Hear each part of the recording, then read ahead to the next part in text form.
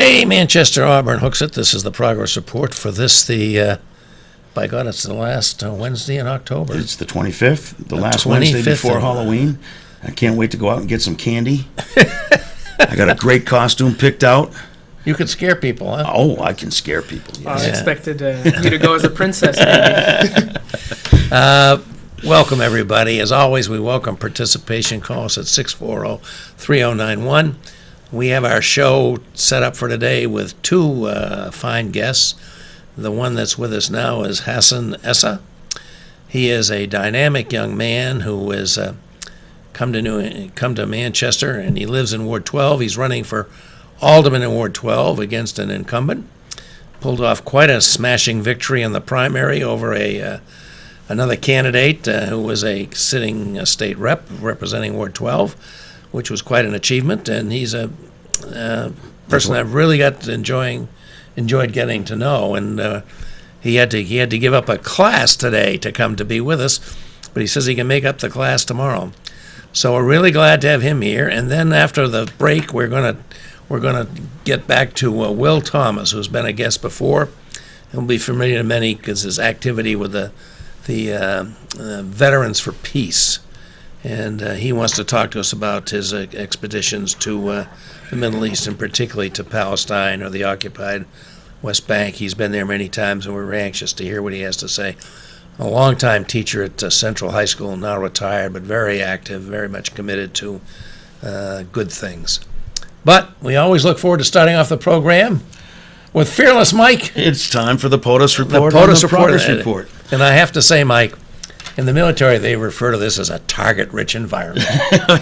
It really is. The problem has been, Bob, picking what topic to pull out of the many to talk about. Don, you know what you got tonight? Well, I'm gonna talk about something tonight that's been going on actually for a couple weeks, and I'm going to try to remind folks of some similarities with some historical events. And so let's talk about it this way. We have dedicated, highly trained, extremely brave American soldiers, sailors, Marines, and airmen deployed around the world. More than we thought. More than we thought, doing good works. And some of them are deployed to Africa. Some of them are deployed to places in Africa that we may not have realized have American troops heavily involved. And sometimes they run into trouble with the local populace. These are always complicated situations, and we, Bob, we could do a month of shows about U.S. deployment in Africa and what it really means, and not even scratch the surface. But for the past couple weeks, we have been faced with a situation where we have 4 brave American military men who were killed in action, killed in an ambush by local militia. We have a situation where the truth has not been told, and we have a situation where the population hungers for the truth of the matter. And I'm leaving aside the question of condolence calls and all that other business. But what I'm trying to do is draw some parallels here to another situation that we may remember. This time, the village is Tonga Tonga. The parallel I'd like to draw to is Benghazi. 4 deaths there. And for years, we heard, lock them up, lock her up, lock her up. And yet, under the exact same fact pattern, as far as I can tell, as far as not producing a truthful statement to the American people on the circumstances of the death of these people, we have an exact same situation, and it's being tolerated by the same people who, as recently as last month, were still yelling, lock her up. And that's the POTUS report and the progress report for this month. That's an interesting parallel. I'm sure there's some significant differences, but there's a crying out similarity, that, very good, very good. Well, I would not be surprised. We shall see how this turns out. We don't know what the future brings, but this very well could be Donald Trump's Benghazi. Well, I feel like a lot of things would qualify as Donald Trump's Benghazi. You make a good point, Hassan. Well, Hassan, welcome. I know it took an effort for you to get here, and we're glad you got here. And as I said in my introduction, I'm very impressed by you and what you've accomplished so far. So we've got limited time, but I want to let you tell the folks about yourself and why you're here in Manchester, what you're doing, and why in God's name you want to be on the board of Mayor and Alderman. Well, thank you, thank you so much for having me. Our city is in a unique position to where we're at sort of a fork in the road. We can really start to hustle and bustle and get on a path of real success. There's so many great opportunities that we have with the Army project that's here, which is helped by Dean Kamen, funded by the Department of Defense. These are things that are setting our city up for success in order to catch up with cities like Concord, Nashua, and Portsmouth. And what we really need is new leadership and someone who can take charge and foster new ideas and bring them into fruition. We need to start looking at how to make our city more attractive so that people come here and they stay here, they bring their families, and with that, they become taxpayers, and we expand that. Because right now, there's a lot of rhetoric. People who are on fixed incomes can't afford to live in this city. And so we need to do all that we can to develop our economy. And what that'll do is not only leave us with a better city at the end of the day, but we'll also have more resources to tackle bigger issues, like the opioid epidemic, where there's so many people affected by substance abuse disorders, and helping to improve our schools. And that's not to bash our schools at all. Our teachers are great. Our students are amazing. We have several that end up in Ivy Leagues every year. And we've won many of our schools have won awards for their principal, for the school, for Teacher of the Year. Exactly. We've had a lot of great accolades for our public education. Mm-hmm. Hassan, you jumped right into the soup. You talked about taxes, education, growing the economy, the Army. My goodness, that was a power-packed first statement. But I want to know about you. Yeah. You have a story that people need to hear. It is a story of victory and success.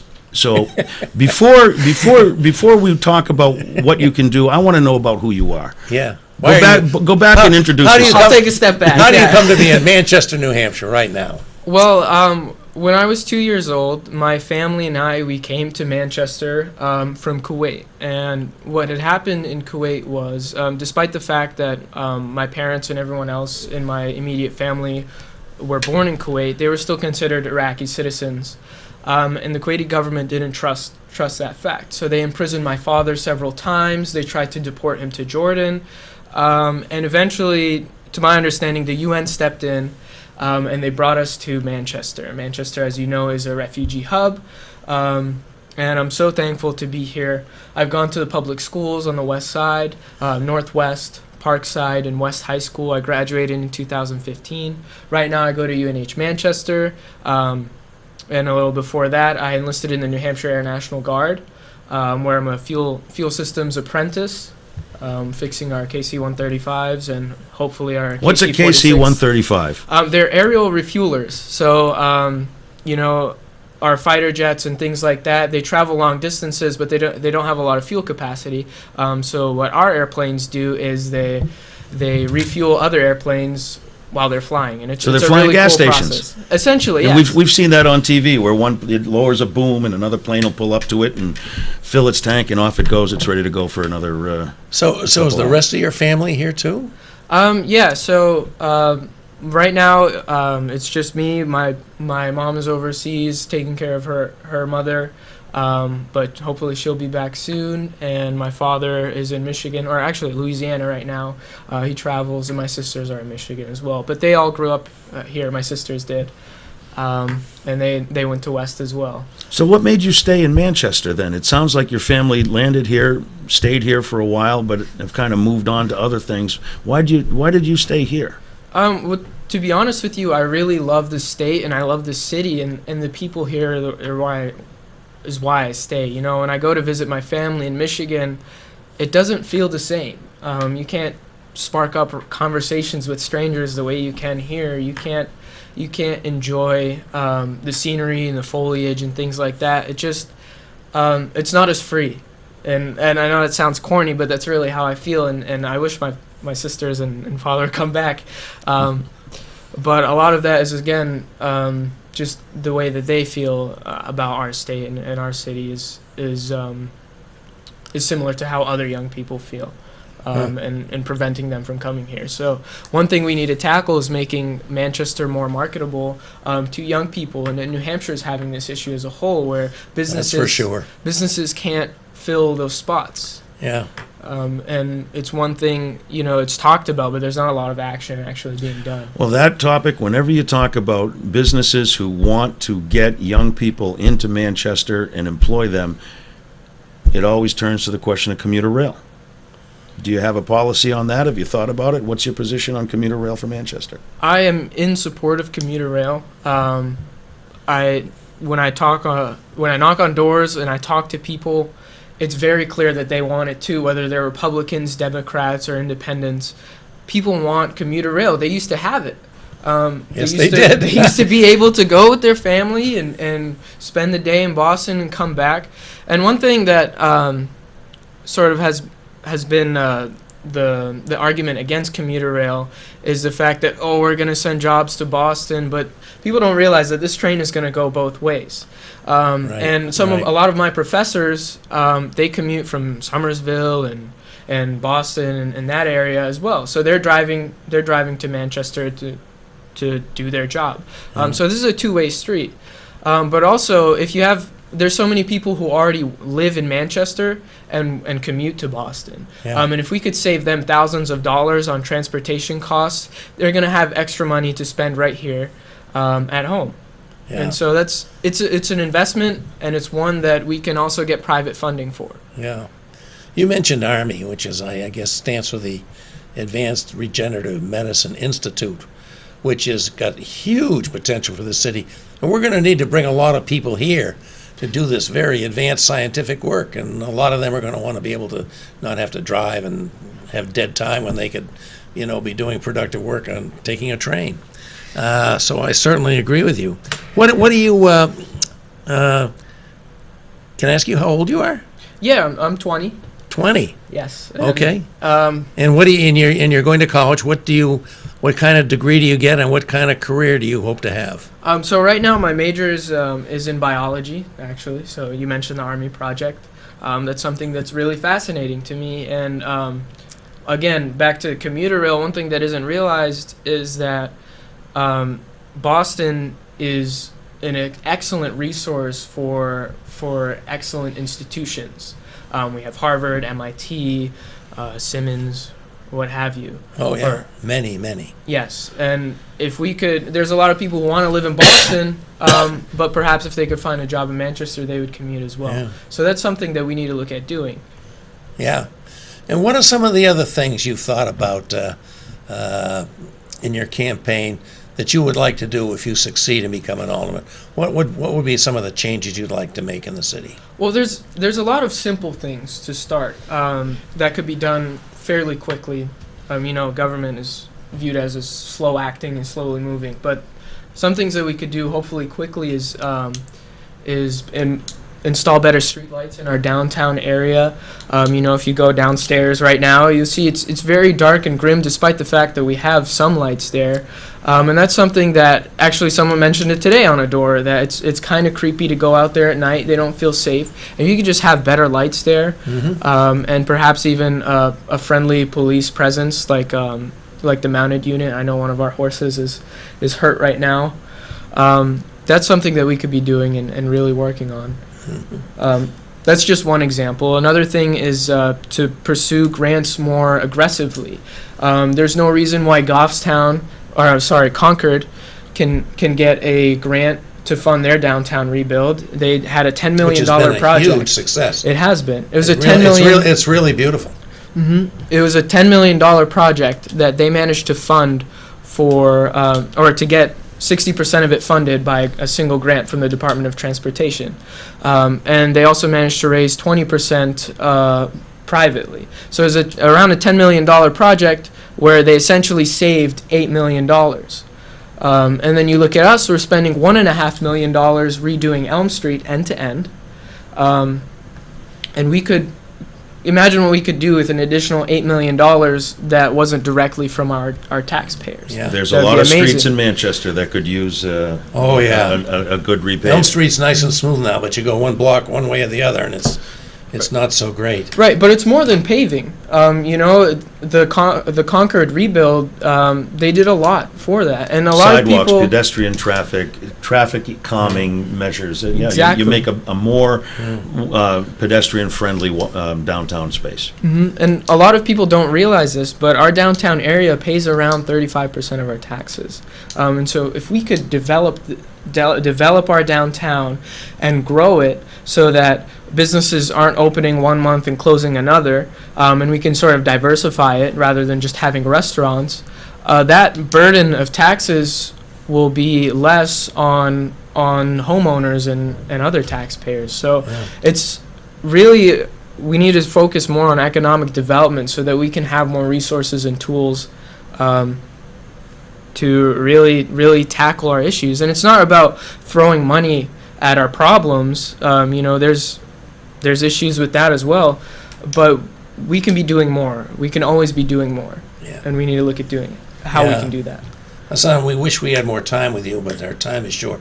Just tell us a little bit about your campaign, what you're doing, and what you plan to do in the remaining now less than 2 weeks. And how can people get in touch with you if they want to do that now?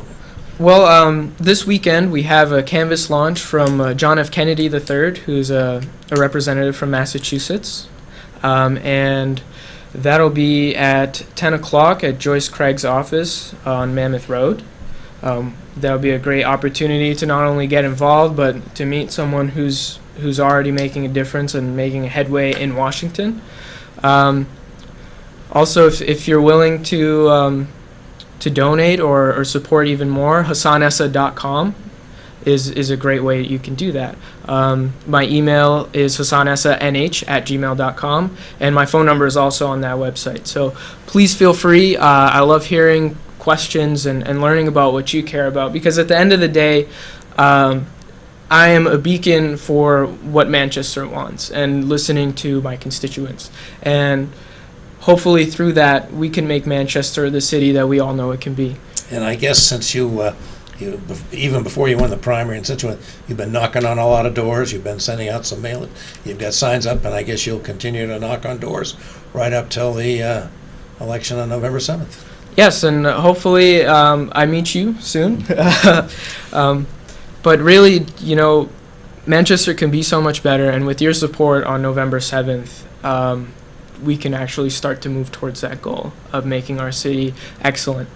Yeah. Well, thank you so much. I wish we had more time for you, but you've used the time we had very well, and it's been a pleasure to have you on the show, and we'll be right back with the rest of our show with Will Thomas. But this is Hassan Essa, quite an articulate young man, as you can all see, who's anxious to give back to a country that he came to as a refugee, and a country, a state, and a city that he wants to make better, and that's why he's running for office. Thanks, Hassan. Thank you so much. Okay, we'll be right back, folks.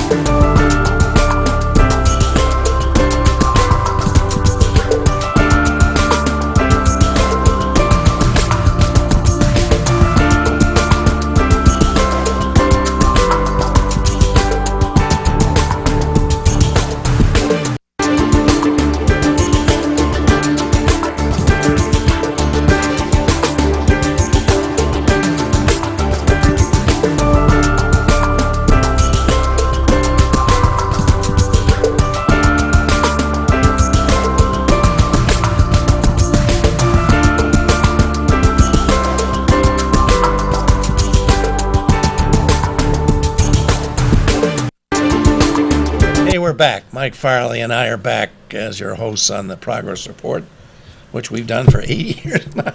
God, is that right? What's Is it wrong really? with us? We've got to find better things to do with our time, Bob. I guess so. But in We're any growing event, old together, Bob. The trouble is, it's still kind of fun. You're so outrageous. Oh, it's me. Okay. Yeah, it's you. All right. And if you didn't join us in the first segment, we had a wonderful young man on who's a candidate for Ward 12, Hassan Essa. And I hope if you missed him, you'll watch one of the many repeats of this broadcast. He's running for Alderman Ward 12, and Impressive really, young man. yeah, very impressive young man, and very well spoken and thoughtful. Way and ahead of his age, as far as I'm concerned. 20 years old. Yeah. Very impressive. I've been impressed with him since I Do a first lot met worse, him. that's for sure. But we have a grizzled veteran with us now. A veteran, yes, A veteran. yes indeed, of And the he's a U.S. Navy. He's a veteran teacher at Central High School, a veteran of the U.S. Navy, has been a strong advocate for non-military resolution to our foreign policy issues as part of the Veterans for Peace. And I'm sure I've left out a lot of credentials that you may want to mention, Will. But one of his current passions is the issue of justice in the Middle East between the Israelis who founded their state in 1948, and as a result of the 1967 war, now occupy the West Bank of the Jordan River, which was always, since Roman times, has been referred to as Palestine, occupied by the Palestinians. And we've had many, many efforts by administrations going back to, I don't know, probably Eisenhower, but certainly the more recent, to try and solve the problem of achieving peace between the State of Israel and the Palestinians who have been long governed by an outfit called the Palestinian Authority. Except for Hamas. Except for Which is, Hamas. Which they're is in kind of Gaza. split. Which is in Gaza. The Palestinians are now huddled in two enclaves. One is a part of what used to be, I guess, Egypt, Gaza, and the larger portion is the West Bank, all the territory between the Jordan River and the original Israeli boundaries. 1967 Green Line. That's The right. 1967 Green Line. Right. And Will has made 5 trips to this area, the most recent one just this past summer in June. And I think we should hear what the insights he's got. So I'm going to kind of turn it over to you, Will. If you want to say Okay. anything more about yourself, please do, but go ahead. Well, I might add that it's 55 years ago that I was on the USS Okinawa off of Cuba as part of the blockade in 1962 when the United States, President Kennedy, discovered there were nuclear missiles in Cuba. My ship was part of the blockade, and I was 19 at the time. And we thought we might not live to see our next birthday. Yes, people usually say that was probably the closest we've ever come to an actual nuclear conflict. Well, we had a situation where American ships were going to stop and board Right. Soviet ships. Right. I mean, on the high Right. seas, that's serious business. Right. So, anyway, yes, I have developed an interest in this area, beginning with meeting an Israeli and a Palestinian who were once enemies. And that was at a Veterans for Peace convention in St. Louis in 2009. And I had known about the situation, but I wanted to go and see for myself what was going on. So I went the first year, 2010, 2012, 2013, 2014, and this year. Wow. So, but anyway, I want to put a plug in. I told you, Bob and Mike. Yes, you warned us. that, Go ahead. Go right ahead. And I had some slides, but apparently we had a snafu here. So, which An old camera? military expression. The conference that we are, I say we, New Hampshire Peace Action, PEN, which is called the Palestinian Education Network, and other groups, the Keene UU Church, and the Seacoast Peace Response. The conference is being held at SNU, Southern New Hampshire University, November 4th, registration 8:30, program begins at 9, and it's in Webster Hall, Mara Auditorium, 2500 North River Road. We have some wonderful presenters. We have a film And again, I was going to have this on screen, but our presenters are, first of all, Jeff Klein. And Jeff Klein, his topic will be, and this is a very important topic, because as you can see, the title of the conference is Palestine and Israel 1917 to the Present, and confronting the realities of what has happened in that 100-year period.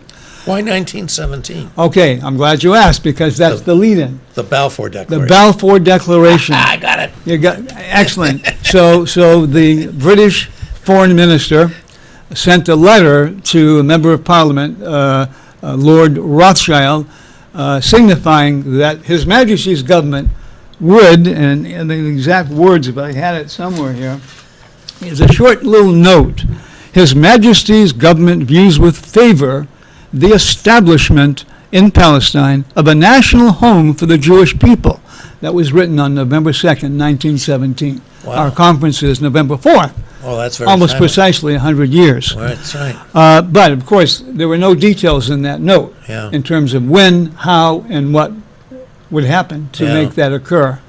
To But make without the initial skeleton of the idea, nothing moves forward. Right, but it was out there. Yeah. And partly, if you read this book, and I'll put a plug in for it, it's called Against Our Better Judgment by Ellison Weir, The Hidden History of How the U.S. Was Used to Create Israel, including Brandeis, Frankfurter, and others, And Truman's haberdashery partner. well, that's right, It goes way back. Yeah. But in terms of bringing the Americans into the war, in World War I, these, let's call them the Zionists, the people who wanted to create a homeland for the Jews, which began in the 1890s, they were behind the effort to bring the United States into supporting Britain and the Allies in World War I. But I get ahead of myself. Just very quickly, the first presentation, Jeff Klein, a good friend of mine, who is a retired machinist, a local trade union president. He's doing Balfour 100, a century of colonialism in the Middle East. And that's what, for some people, including Ilan Pappé, who is an Israeli historian, who wrote a book called The Ethnic Cleansing of Palestine, Yeah. which actually began, he says, and a very conservative Israeli historian named Benny Morris agrees with him, that he didn't call it ethnic cleansing, he called it forced relocation of 750,000 Palestinians, indigenous to the land, Yeah. as you said earlier, for almost going back to the 7th century. Yeah. Yeah. Anyway, Jeff is a very good, he's been to Israel 20 times. He's Syria, he's been to Lebanon, he's been to Jordan. He is an expert, I should say, in terms of what he has, knowledge he's acquired. So, I think it's worth noting that, the Balfour Declaration is very interesting. It's almost 100 years old, just a few days away. right, And this conference is coming right up.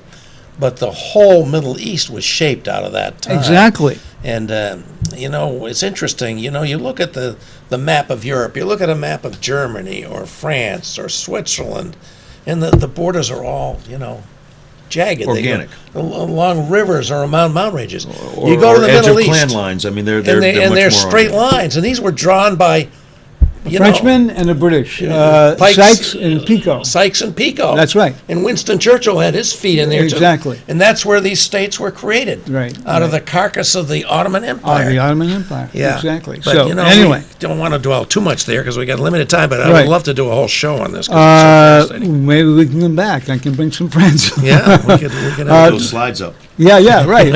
So at 10:30 to 12, we have a way forward in Israel and Palestine. Dr. Joel Berman, retired, and a psychotherapist, Helen Fitzgerald, wife of a UU minister, have been part of a project called the Compassionate Listening Project. They go to Israel and Palestine with others. They meet extremists, let's say, on the left and right. They'll meet settlers who are and I've met them too, the people say this is our land, God gave it to us, etc. But they'll talk with liberal Jews in Tel Aviv. They'll talk with Palestinians, both Christian and Muslim. They record them with their permission.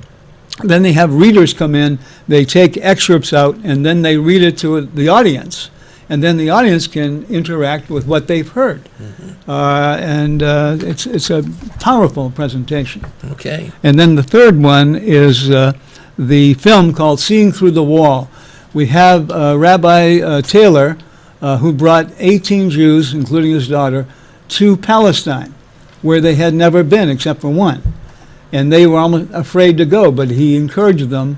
And he's from Woodstock, Vermont now. He used to be the rabbi in Concord at the synagogue there.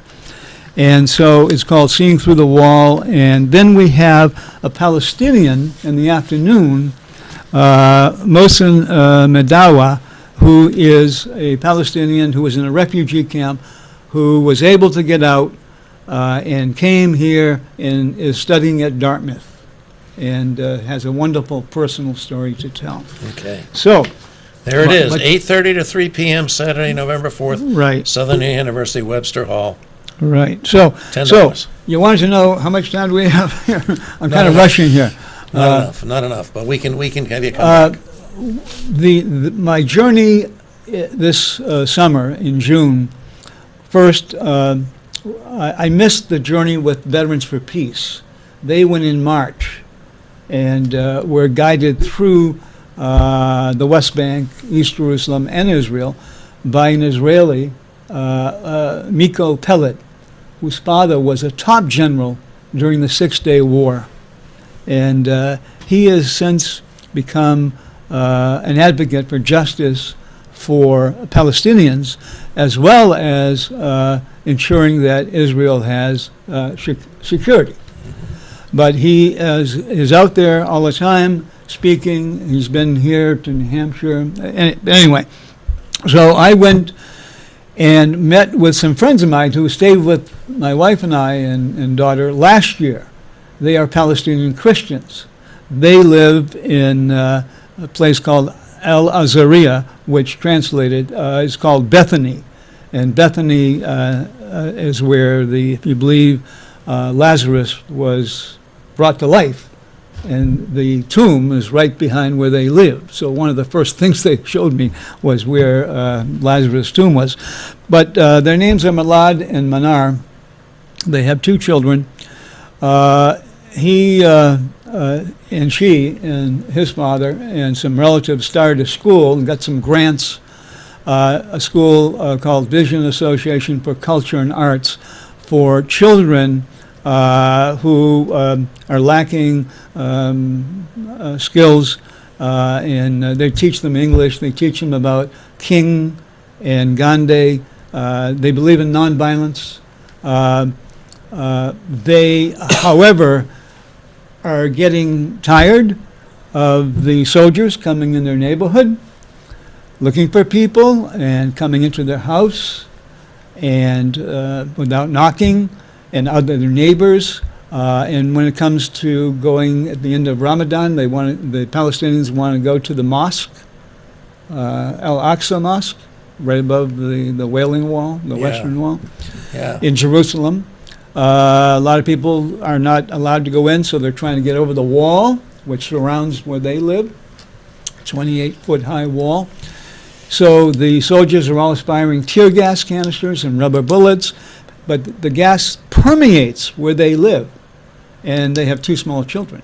And they're just tired of it, tired of the occupation, It's gotta be. tired of being degraded, being dehumanized at the checkpoints. Yeah. And so they've asked me when I was there about immigration. And I said, well, you got to go through the council, the embassy, you got to get all the paperwork, et cetera. But they've had it. You know, the terms you've used to describe that experience resonate with me, and they sounded a lot like Derry and Belfast. Yeah, exactly. And I think that sometimes there are people here in this country who may have particular opinions about a circumstance when it happens in Western Europe, who may not make the connection when it happens Yeah. somewhere a little bit more exotic, let's say. Yeah. Well, Here's Yeah. what I'd like to ask you about, Will. sure. You've made 5 trips there. I think you said the first one was 2009. The most 2010, recent, yeah. 2000, and the one this year. How have you seen things change in those trips? Well, That's what I would yeah, like yeah. to know.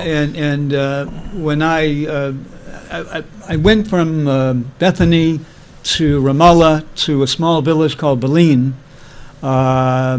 which has resisted the wall that was built to take their olive trees away. And when I was there the first time, there was a settlement, a colony on the other side of that wall. It was small. This year, it's like 100,000 people. And before, maybe it was about 10,000 people. Can you talk a little bit about Wow. what you just said about building a wall?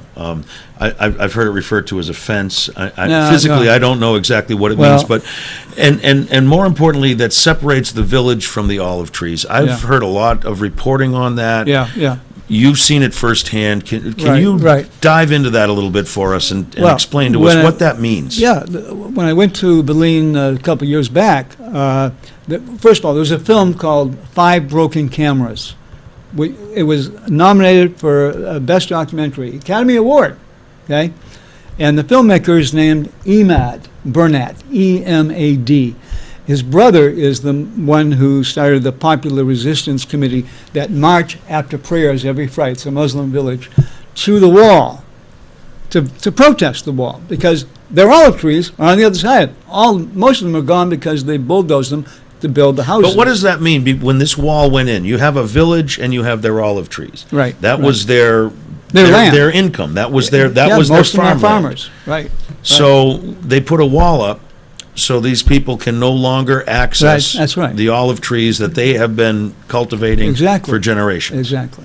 So that village now, its economic engine is Yeah. shut down. They're Yeah. out of business. And now, when I was there in June, has a project, he's trying to raise money to buy some of the adjacent land for farms, So they got to buy land to replace the land that was stolen. Yeah, exactly. And Emad, we were one night, we went up the hill overlooking the settlement, and Emad was up there, the director of this film, and Academy Award, all right? Didn't win, but, and he was almost looking very morose, and there was a fire going on, it was late at night, and we asked him what was wrong, and he said, those, over that wall were my olive trees. And it was just, his whole life, his future. Yeah. So why have things gone so badly? Initially, Well, okay, yeah, let me just first of all say, Okay. from Berlin, Paul, I think we'll skip the break. Thank you, but go ahead. Go from ahead. Berlin, I went back to Jerusalem, and then from Jerusalem, I went to Bethlehem, and I stayed with some Christians in Bethlehem, who are a vanishing breed. Yeah, there's very few now. Of the wall that surround. And I just can't explain the checkpoints, how people can force people to wait for an hour or two, and even pregnant women. I mean, it's so intolerable and so a violation of human rights.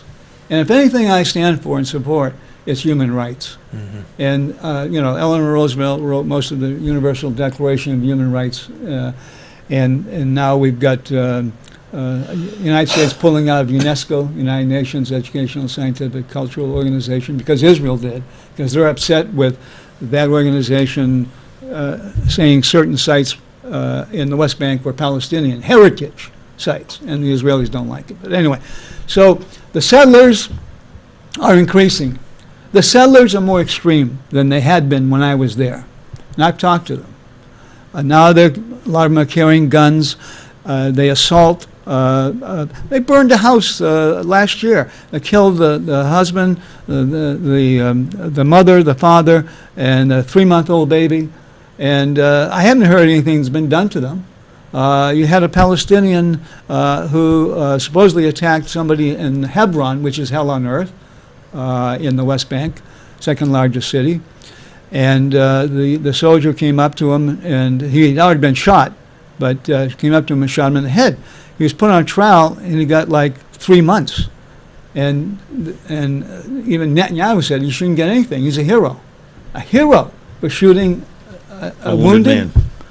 I mean, this is, and our money, your money, our money, my money, is supporting this. So why does it seem to be so? I mean, in years past, right after the occupation began, after the 1967 war, In the West Bank, yeah, in the East West Bank, Jerusalem. in East Jerusalem, in the West Bank, there was a great concern, and it seemed to be that the United States was trying to follow something of an even-handed policy.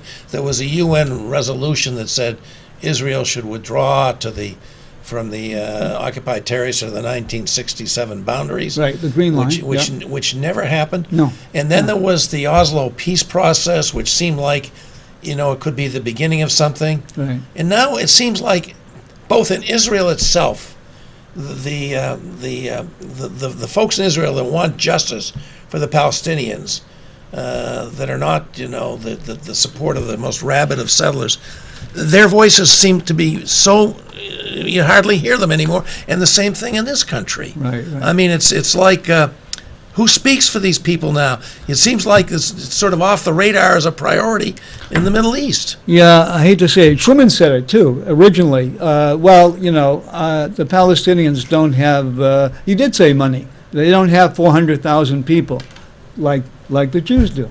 They don't have oil either. Well, that's another thing. But the settlers are just god-awful, attacking children with baseball bats. And, checkpoints. In Berlin, when I was there, right before I was there, they had come in and broken the windows in some of the houses. Mm-hmm. And they poured this in a truck, a hose called skunk juice. Mm-hmm. It's the most god-awful smelling stuff, just to harass people.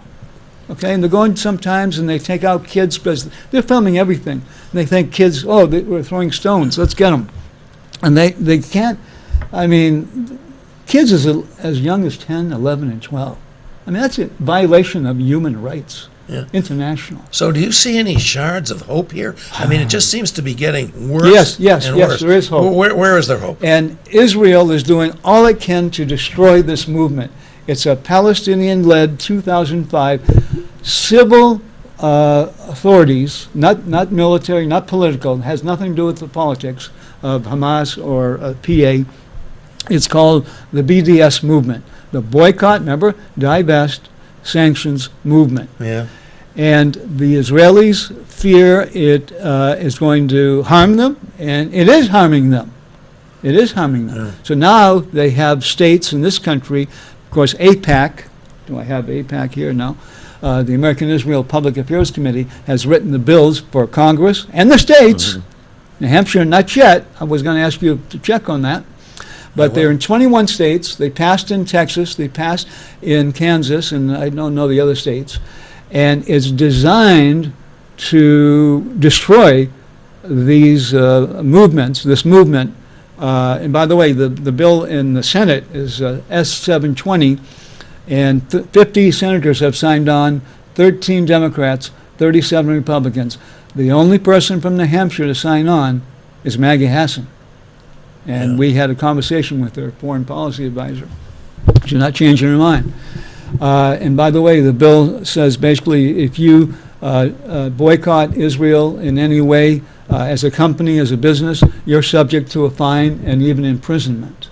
Yeah. Really? No, that strikes me as so unconstitutional. The ACLU is on it in Kansas. The ACLU is on it in Texas. Because this was the very same effort that was applied so successfully to South Africa for all those years. And the Martin apartheid. Luther King, the Montgomery bus boycott, the Tea Party, this is, Cesar Chavez in California. Well, that is disappointing to hear that Senator Hassan is buying into this. I'd be One- very curious to hear Right. her justification She for says that. it will hurt, I think, the trade, and supposedly we have deals. It's kind of the point, isn't it?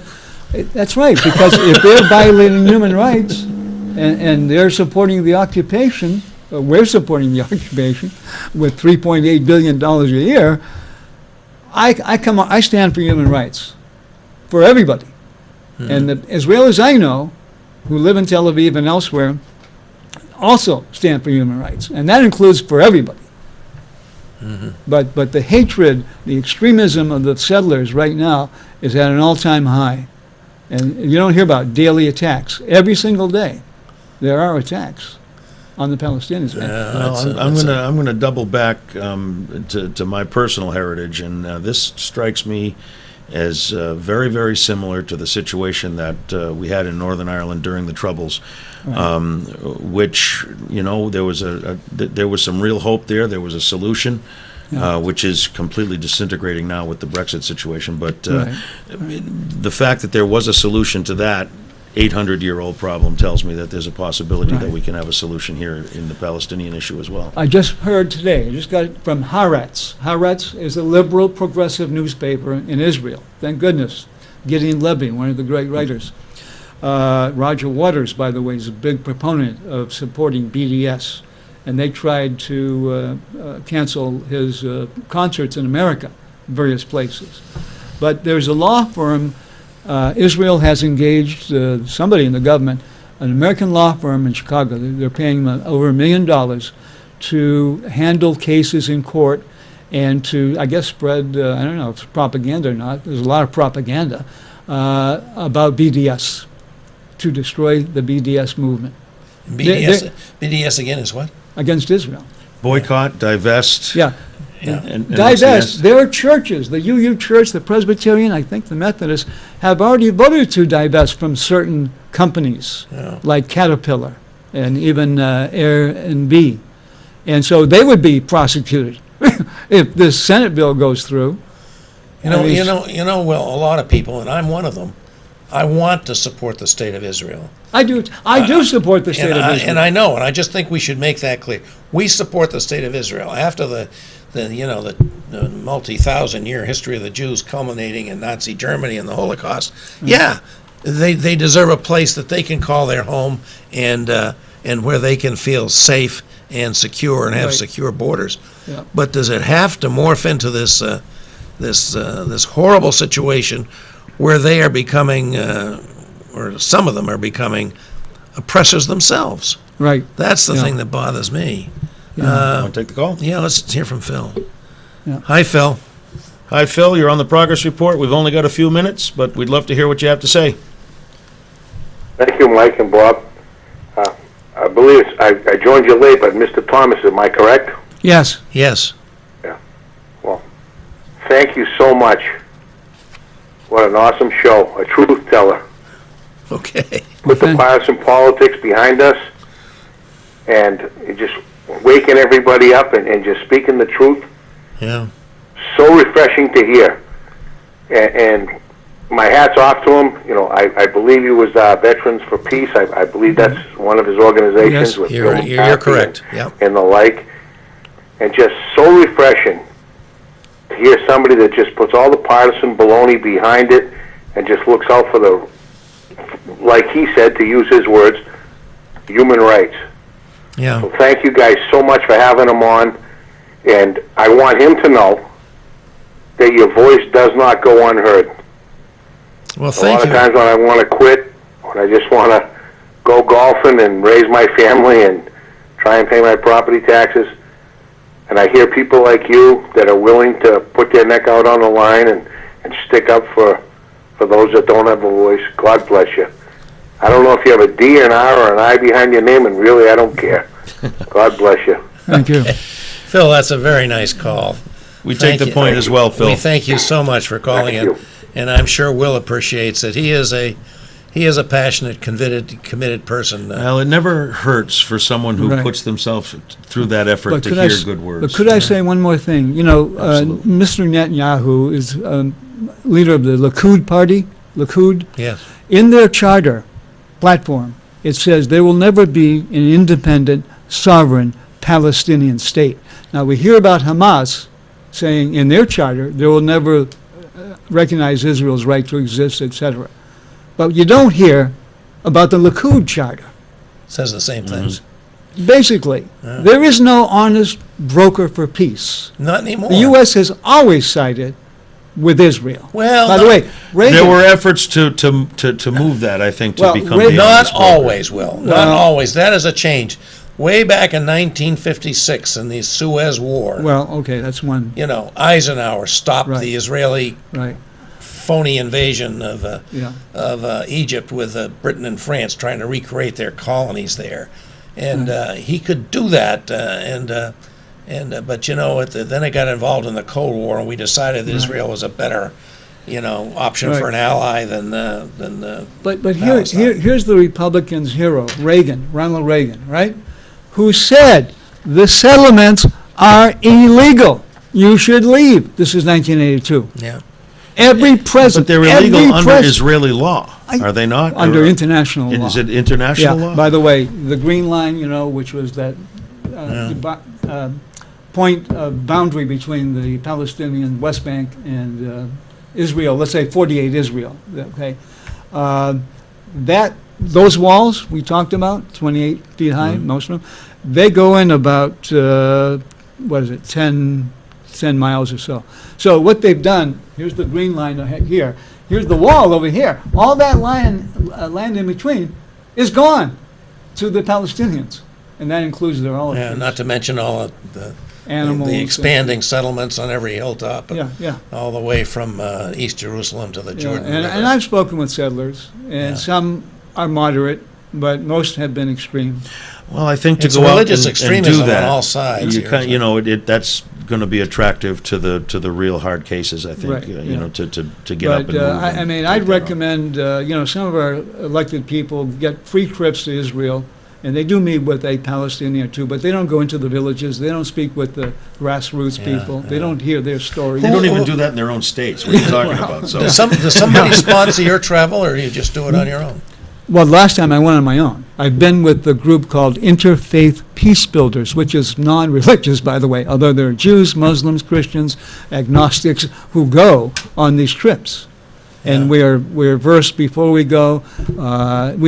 Some people have had a hard time getting in, especially if you have an Arab name. Yeah. But they're American citizens. Did you ever feel unsafe there yourself? I mean, I've only the felt Israelis are all armed. I've only felt unsafe when I've been at checkpoints or walking to checkpoints because you never know. They seem to be trigger happy. I mean, if somebody looks like they may have something in their hand, they'll shoot first and ask questions later. Yeah. Yeah. So and I've been tear gassed, but rubber bullets flying overhead, and live ammunition. Not when I was there, but the rifles that they use are made in Newport, New Hampshire. At least they were until recently. Sturm Ruger, 22 caliber. They call them non-lethal.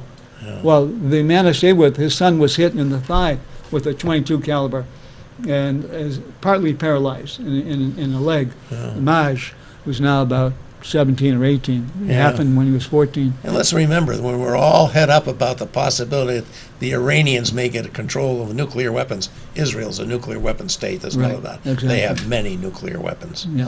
Oh my goodness, it's hard to talk about this without feeling. Yeah. And by the way, Kinda at depressed. the at 10 the, seconds, folks. okay, all right, that's it. 9, 8. Folks, this conference sounds like a real good one that Will promoted this November 4th, Saturday at SNU.